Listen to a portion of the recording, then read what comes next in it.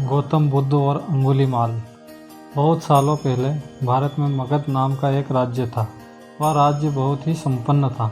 राज्य में एक सोनापुर नाम का गांव था, जहां के लोग अपना सारा काम दिन में किया करते थे, लेकिन रात को सोते ही सारे लोग अपने घर के अंदर चले जाते थे। कोई भी रात के समय अपने घरों से बाहर नहीं निकलता था। लोग ऐसा बस एक ही कारण से किया करते थे, वह था अंगुलीमाल। अंगुलीमाल बहुत ही खतरनाक डाकू था, जो लोगों को लूटकर मार देता था। वह लोगों के बीच डर बनाए रखने के लिए मारे हुए व्यक्ति की अंगुली काटकर उसका माला बनाकर पहनता था। अंगुलीमाल मगध के एक गुफा में रहा करता था। वह जिस गुफा के जंगल के गुफा में रहता था, लोग वहां से गुजरने से भी डरते थे, क्योंकि सबको अंगुलीमाल से बहुत डर लगता था। एक दिन गौतम बुद्ध सोनापुर से गुजर रहे थे कि तभी उन्होंने लोगों को चिंतित देखा। लोगों को इस तरह से परेशान देखकर गौतम बुद्ध ने उनसे पूछा, क्या बात है, आप सब इतने डरे हुए क्यों हैं? ऐसे में लोगों ने महात्मा बुद्ध के सवालों का जवाब दिया।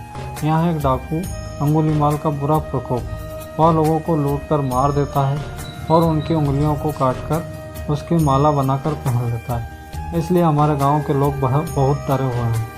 अब आप ही बताइए कि हम क्या करें? अच्छा, ऐसी बात है तो फिर वह अंगुलीमाल रहता कहाँ है?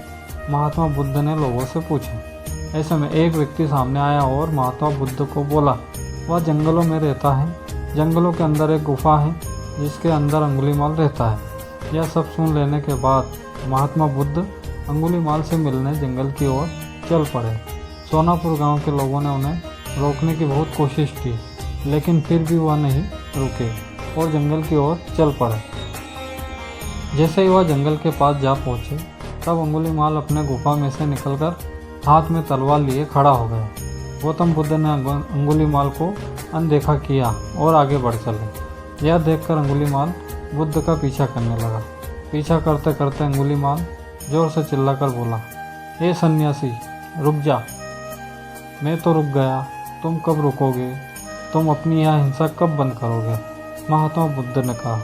ऐसे में अंगुलीमाल क्रोधित हो गया। फिर उसने गौतम बुद्ध से कहा, सन्यासी, तुम मुझे जानता नहीं है। मैं इस राज्य का सबसे शक्तिशाली मनुष्य हूँ। मैं नहीं मानता कि तुम सबसे शक्तिशाली मनुष्य हो, गौतम बुद्ध ने कहा। यह सुनकर अंगुलीमाल बोला, अच्छा, अगर ऐसी बात है तो फिर तुम ही बताओ कि मैं ऐसा क्या करूँ कि जिससे तुम मानोगे, तुम मान जाओगे। गौतम बुद्ध ने कहा, उस पेड़ से 10 पत्तियां तोड़ कर लाओ। महात्मा बुद्ध ने कहा। महात्मा बुद्ध के कहने पर अंगुलीमाल ने वही किया। वह पेड़ के पास गया और उसमें से 10 पत्तियां तोड़ लाया। फिर बुद्ध ने कहा, जाओ, अब इन पत्तियों को वापस उस पेड़ में जोड़ दो। यह सुनकर अंगुलीमाल अचंभित हो गया और उसने महात्मा बुद्ध से कहा, यह कैसा बेहुदा मजाक है? भला कोई पत्तियों को तोड़कर वापस पेड़ से जोड़ सकता है क्या? ऐसे में बुद्ध ने कहा, तुम खुद को सबसे शक्तिशाली कहते हो और इन पत्तियों को नहीं जोड़ सकते। अगर तुम किसी को जोड़ नहीं सकते तो उसे तोड़ो मत। अगर तुम किसी को जीवन नहीं दे सकते तो उन्हें मारो मत। यह सुनकर अंगुलीमाल की आंखें खुल गई। वह बुद्ध के चरणों में गिर गया और उनसे माफ़ी मांगने लगा। इसके बाद से अंगुलीमाल बुरे काम को करना छोड़ दिया और वह महात्मा बुद्ध का शिष्य बन गया।